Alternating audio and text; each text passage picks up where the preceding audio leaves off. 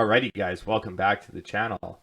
Today I'm going to take you through a little bit about E85 tuning in Holley and some of the reservations I had about it and kind of how it's worked out for me. So originally when I was looking into running E85, I saw some of the benefits, but the thing that kind of worried me at the start was that, well, you know, the percentage of fuel is always kind of changing, right? Your ethanol content, it's not very consistent. And furthermore, around where I lived, I found that I could get like 60% ethanol, but if I wanted the 85%, then it's almost, you know, it's a little cheaper than race gas, but it's not much better. So I did a little bit of digging, listened to a lot of sloppy podcasts, listened to some stuff with Joe Simpson, and then I kind of realized that most people are capping timing at about E40 to E50. So circled back to the station where I can get E85 for, and then I kind of clued in, well, I can get 65% ethanol, and that's about 40, you know, 40, or what am I saying, 40, sorry, it's like 80 cents a liter cheaper than 94 octane. So 80 cents a liter is like $2 a gallon cheaper. So it was way cheaper, and so I just kind of wanted to start off on that experience, just so you guys realize if you have an E85 pump around you, you should be running it, especially with the Turbo LS application. So the next thing that kind of worried me that I'll take you through here today is just like, how is it tuned? So I've got my car tuned kind of in the most dummy E85 way possible. And this might actually make some of you guys laugh that it's so simple. So maybe I'll take you guys into that. So this car runs perfectly fine on, you know, any octane level of fuel, but specifically E85 is where I'm pushing it. So I went into this one with the philosophy that when I go to the track, I'm going to make sure the car has E85, which is actually, it's actually E60, right? So I'm not going to take this car to the track on 94 octane. And something that I kind of found tuning the car was that if it's not on drag radials, it's not going to make any more than like 6 or 7 pounds of boost. And I don't drive like a madman on the street at all. That's the whole reason why I have a cage and all those things to take the car to the track. So to make a long story short, when the car is really getting leaned into and on a lot of boost, it's going to have E85. And when I just want to cruise around town, 5-6 pounds of boost, whatever, no problem, it's going to get 94. All right, so before we get started on the actual E85 stuff, just take a note here. Your fuel table needs to be in volumetric efficiency, and I'll tell you the reason why. So this is actually not the best looking VE table at all. It could probably be a lot smoother and more refined, but the idea with VE is typically as the engine, you know, when you're down at low boost here, say 4 psi or something on a dyno, or tuning your car, you're essentially tuning in this VE number. And, you know, at low boost, when you've got your closed loop correction and your fueling all looks good. So for example, say I'm targeting 11.5 AFR right here at 105 VE. If I look at my log, if it says that my closed loop correction is 0 or close to 0, I know the VE number is essentially the real number. Then you can essentially take this VE table, you know, these numbers in the higher cells, you can copy and paste these all the way up.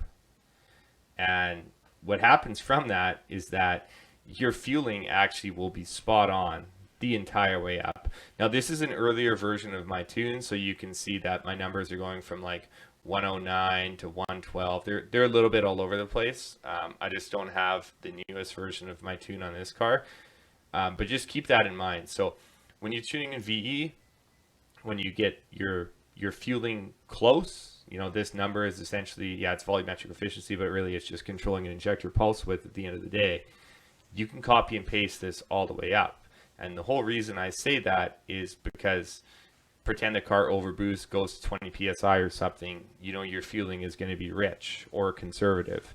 Essentially, as the engine makes more boost, the VE is typically going to get go down. So when you're in the higher part of the table here, you know, if we know that we're good at 112 VE at say 6,000 RPM here, 14 pounds of boost. If we scream up to 19 pounds of boost, I'm at 115, the engine's going to get less efficient. So I know that my fueling is conservative. Now, the reason I say that is because what you're doing with ethanol is you're adding a bunch of fuel dependent on how much the ethanol content of the engine is. So if you have this in pounds per hour, things are going to look super confusing. You've got all these pounds per hour numbers here, versus if you look at it in VE, all the rows kind of look the same, you know. So anyways, that might make a little more sense later. If you got lost there, don't worry about it, because this is pretty simple stuff. All right, so essentially how my E85 tune works, I've got like the most kind of caveman type of tune that you can possibly have, but what I've got is in the advanced tables. So if your Holley software doesn't have this, you just essentially go into toolbox, add individual config, and then you go down to advanced, and then you select this guy, hit open. It tells you if you play with these, you can blow up your car, which you can, and you hit OK, and then you get this option here, right? So first off, the most important table, and actually between friends here, I turned this table number 3 on. I don't actually use it on my tune, but I just did it so you guys don't blow up your car. But anyways, I'll explain that. So in this first table, this is really the key to ethanol, is this flex fuel fuel flow multiplier. So what this does is, based on ethanol content, it multiplies your total fuel flow. And so you may look at this and you may ask, what numbers do I use? You use these numbers. Take a screenshot of it. This is the same table that everybody uses. And what this does is, based on how much ethanol is in your fuel, you multiply how much fuel your engine gets. So let me illustrate quickly just another example of why 50-60% ethanol is actually really good, and you may not actually want 85. So if you look at 53%, or let's go 60% ethanol, your fuel flow multiplier is 22%. Versus if you go to 85% ethanol, your multiplier is about 30%. So if you choose to run your car on E60 versus E85, there's a 10% difference in how much fuel your pump and your fuel system needs to supply. Now, because like in general terms, there's zero power difference between 60 and 80% for most of the stuff that you guys are doing, you're essentially making your fuel pump work 10% harder to run E85 than E60. So it's just kind of a benefit of the pump fuel. Just so quickly what this table looks like, I call it flex fuel multiply. It's a fuel flow multiplier that you select from, you know, the variety of table types.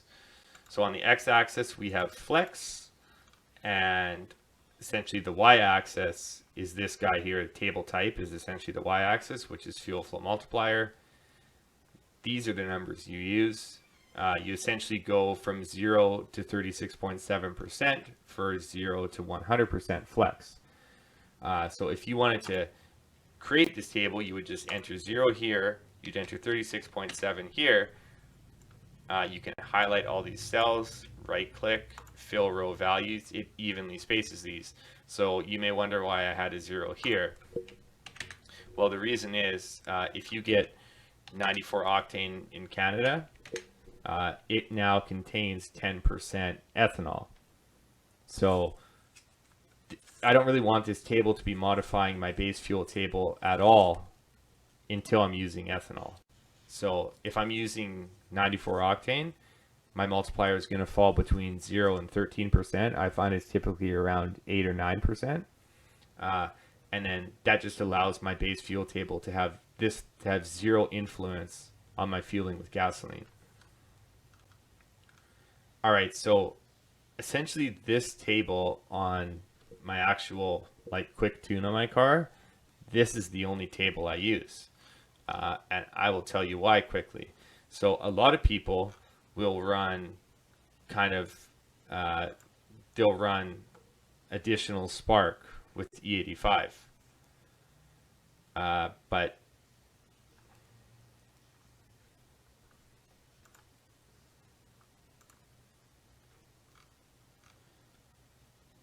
all right, so this is the first table I have, and the second table I have is actually this guy here. So I don't actually run this table on the street because when my car is on 94 octane, I don't need it. But, you know, if you want an additional factor of safety, and I just don't want any of you guys to blow your cars up, so this is the table that you should have as well.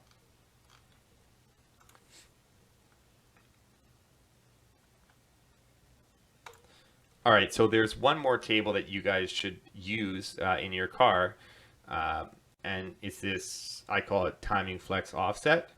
So this is another 1D table in the advanced table section, and I go timing offset versus flex. So again, the y-axis timing offset, which is this one here, flex on the x-axis on the bottom, this is ethanol percentage. So you can see I'm essentially pulling 5 degrees of timing below 27% flex. And this table looks kind of funny to you guys, but really what this is this is like a 1 or a 0. So if the car has enough ethanol in it, I don't adjust my timing table, which means that this timing table here is my ethanol timing. However, pretend I had, you know, 7% ethanol in it, like I had 94 octane in it, I'd be pulling 5 degrees. So at 7 psi, pull 5 degrees out of there, I'd be at 14 degrees of timing on 94 octane. And so the reason I have this set up like this is because, like I started the video out by saying, I'm only running ethanol, like I'm only running the car out at high power when it has ethanol. I have zero interest in making a ton of power on pump gas. Now, you know, a couple years down the road, I may adjust this a little bit more, but ultimately what this came down to for me was I only have so much money and so much time on the dyno, and my goal was to go to the dyno, make some good power numbers, be able to go to the track, make good power numbers in a limited amount of time. And so that means that this table doesn't get super refined, and for right now it doesn't have to.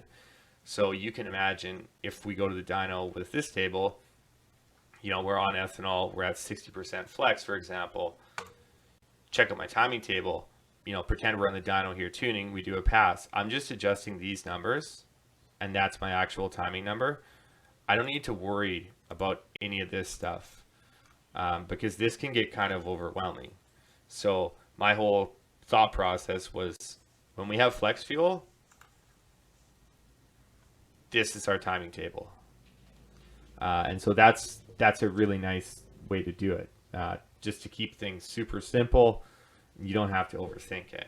So you can imagine if this table, you know, the other way to do it would be that you have your timing table set up for gasoline, you know, and as you start adding ethanol,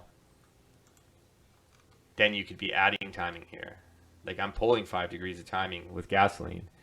I could have this all at 0, and I could be adding timing with ethanol percentage. And that's how a lot of people do it. But the reason that I don't like that is because there's no resolution in it. Like you're going to take your timing table and you're going to arbitrarily add, you know, say you're adding 5 degrees with flex fuel. Well, now, you know, these numbers would be like 12, 13, 14 type of thing.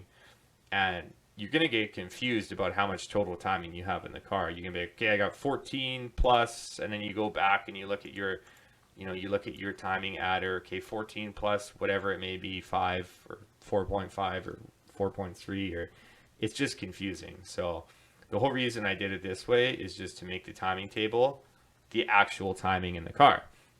Now, another benefit to this is that, for example, I know at 14 pounds, 15 degrees of timing is, I mean, I wouldn't say it's super conservative, but for ethanol, it's in the realm of conservative, right? So when we were tuning the car, we might have started this row out at, say, 13 degrees of timing, at 14 pounds, or we might have even been at 12 degrees. But at least we knew that we were conservative, and we could just watch the table. This is our actual timing, and we could start ramping up. Now, fun fact, it all depends on kind of the car. So I don't actually run this table at all on the Mustang. Like I say, I just put it in here so you guys don't blow your engine up. And the reason I don't run it is because on street tires, my car can only make it to like 5 or 6 pounds of boost before the tires spin. So I can't actually make any boost.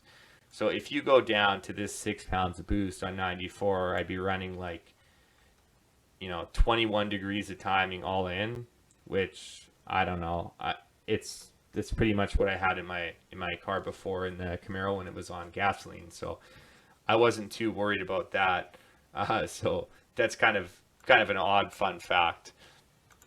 So that's why for me, literally the only table I actually run with flex is this. So it all depends on your exact situation. But I think for most of you guys out there, when you see how much more power you can make on ethanol, and if you're not a bonehead going out in the street and trying to drive like a maniac and making all this boost on the street, then this is really the only table you pretty much need.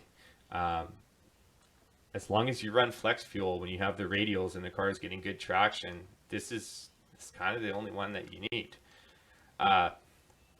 So just a couple other things that I would say are noteworthy here. I've got one more table in here that a lot of people probably don't have, and this is a cranking fuel multiplier based on flex. So my car starts perfect on gasoline, and I found that on ethanol it didn't really want to start that good. So a lot of people will tell you about, ethanol cold starts is super hard. It's not rocket science to figure out, but if your car isn't starting on ethanol, what you can do is turn the key off and turn the key on a whole bunch of times. And if you do it like 5 times and the car starts perfect, what happens is the computer actually gives it just a tiny squirt of fuel every time you cycle the key. So if that's the case, you're low on cranking fuel. So you can make one of these tables, which I call it Flex Cold Start. It's a cranking fuel multiplier on the y-axis, and on the x-axis we have flex fuel. So you can see up to 30%. Like, I've never run 30% ethanol. When I put ethanol in, it's always at 60, 55 plus type of thing, 60 plus. So I just kind of experimented with these numbers here when the car was cold to see, okay, well, I add some cranking fuel. Is it better or is it worse? And it kept getting better. So I'm still actually playing around with this. This could probably be another few percent higher, but that's kind of what I've found works well to get rid of any cold start problems with ethanol.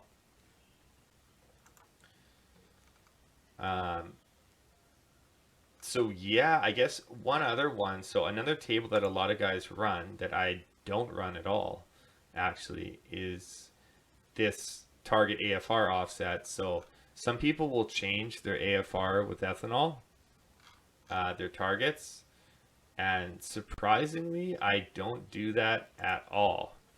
So you'll see in boost, I'm just like leveled out at 11.5. The reason for that is because 11.5 is, I would say, conservative, and we're kind of conservative the entire way up the table. Now, that's probably a little bit too rich, and I know that if you look at a guy like Sloppy, he's actually going a lot leaner on ethanol to make more power. But realistically, right now, I'm, probably in the 8 something range, and like 860 pounds an hour of fuel. So I'm not really searching for more power right now. My car is going 9s on the foot brake, and it needs to launch. It's got 9s on the foot brake with 160 foot. So I'm not looking for more power right now. So that's why I've just kept this conservative at 11.5 AFR. So just figure it's worth mentioning. A lot of guys with ethanol, they will change their AFR offset. So something weird that I learned, and I actually talked to Sloppy Matt Happel about this. I just asked him in a comment. So if you look at the stoichiometric ratio of ethanol, ethanol should actually be a lower number stoic. So if gas is 14.7, ethanol should be like, I don't know what it is, but you know, for argument's sake, say 12.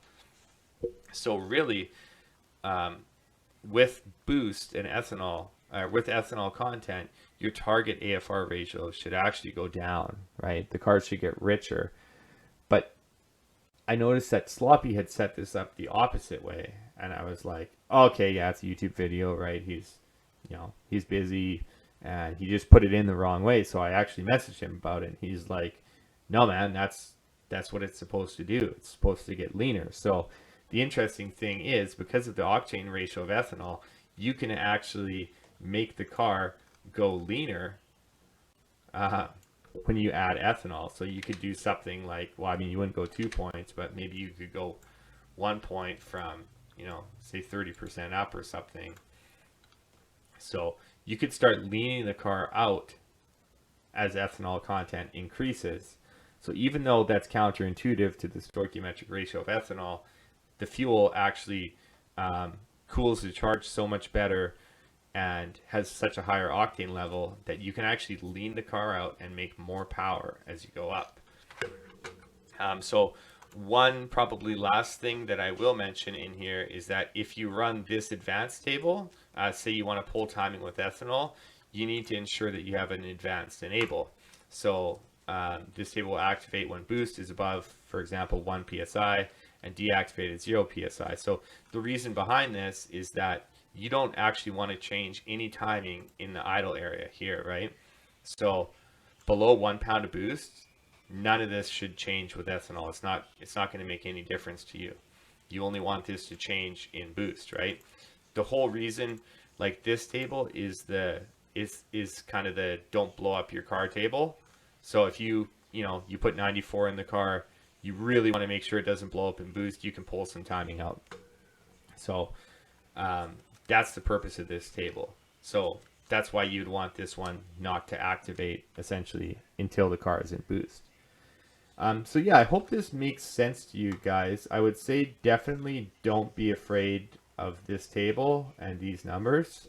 I remember the first time I started the car on ethanol and it was running and idling outside, I was like taking videos and showing my buddies, like, look at this, 60% flex, the car is running. Like, it's really not rocket science. Like, just use the multiplier table, put some thought into if you want to run an E85 timing table and then pull timing with pump gas, or if you want to do the opposite. And I would say you may need to, I don't think most of you are going to use this target AFR offset, so you probably don't have to use that one.